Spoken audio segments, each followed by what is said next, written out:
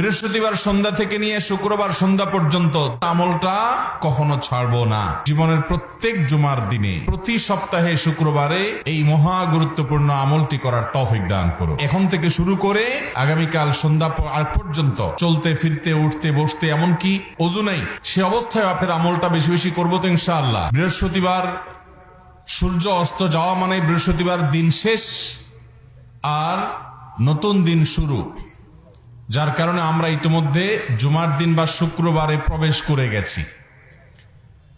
আগামী সন্ধ্যা পর্যন্ত অর্থাৎ জুমাবার সন্ধ্যা পর্যন্ত সূর্য ডুবার আগ পর্যন্ত এই পুরা সময়টুকু জুমাবারের মধ্যে গণ্য। আর জুমাবার এবং শুক্রবারের অন্যতম একটা গুরুত্বপূর্ণ শ্রেষ্ঠতম আমল হলো এই দিনে বেশি বেশি করে দুরূদ পাঠ করা, সেটা রাতে এবং দিনে। আল্লাহ রাব্বুল আলামিন আমাদেরকে জীবনের প্রত্যেক জুমার দিনে প্রতি সপ্তাহে শুক্রবারে এই মহা গুরুত্বপূর্ণ আমলটি করার তৌফিক দান করুন। নবী করিম সাল্লাল্লাহু আলাইহি সাল্লাম বলেছেন, আকসিরু আলাইয়া মিনাস সালাতি মিন ইয়াউমিল জুমআতি ওয়া লাইলাতিল জুমআহ, তোমরা আমার প্রতি দুরূদ পাঠাও, আমার প্রতি তোমরা দুরূদ পাঠাও জুমার রাতে এবং জুমার দিনে। ফাইন্না সালাতাকুম মা'রুদাতুন আলাই, কারণ তোমাদের যে দুরূদ পাঠ, এই দুরূদ পাঠের আমলটি আল্লাহর ফেরেশতাদের মাধ্যমে আমার সামনে নিবেদন করা হয়, উপস্থাপন করা হয়। এই জন্য ভাইরা আমার, প্রত্যেক সপ্তাহে বৃহস্পতিবার সন্ধ্যা থেকে নিয়ে জুমাবার সন্ধ্যা পর্যন্ত বেশি বেশি করে আমরা দুরূদ পাঠের চেষ্টা করব ইনশাআল্লাহ। অন্তত এখন একবার আমরা নগদে পাঠ করা শুরু করে দেই দুরূদ ইব্রাহিম, যেটা আমরা নামাজে পাঠ করি জুমার রাতের আমল হিসাবে, এবং এখন থেকে শুরু করে আগামীকাল সন্ধ্যা পর্যন্ত চলতে ফিরতে উঠতে বসতে এমনকি ওযু নেই সে অবস্থায় আপনি দুরূদ পাঠ করতে পারবেন।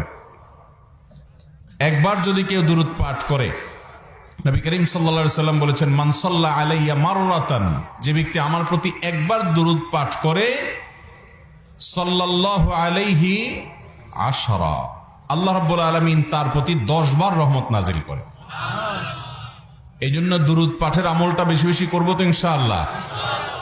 আল্লাহর জমিনে যত জিকির আছে, যত দোয়া আছে, এর মধ্যে অন্যতম শ্রেষ্ঠ দোয়াগুলোর একটি হলো, অন্যতম শ্রেষ্ঠ জিকিরের একটি হলো দুরূদ পাঠ করা।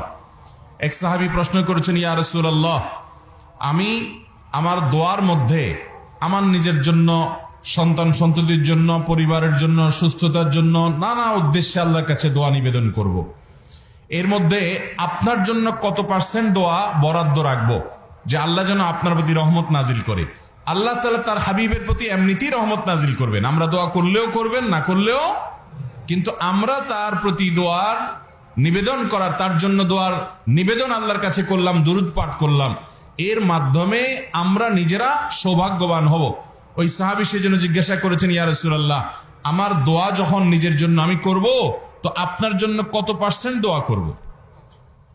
3 ভাগের 1 ভাগ, 4 ভাগের 1 ভাগ, অর্ধেক, কি পরিমাণ? সেই সাহাবী বারবার করে বিভিন্ন পার্সেন্টেজের কথা বলছেন। নবী সাল্লাল্লাহু আলাইহি সাল্লাম সেটাকে আরো বৃদ্ধি করার দিকে ইঙ্গিত দিচ্ছিলেন।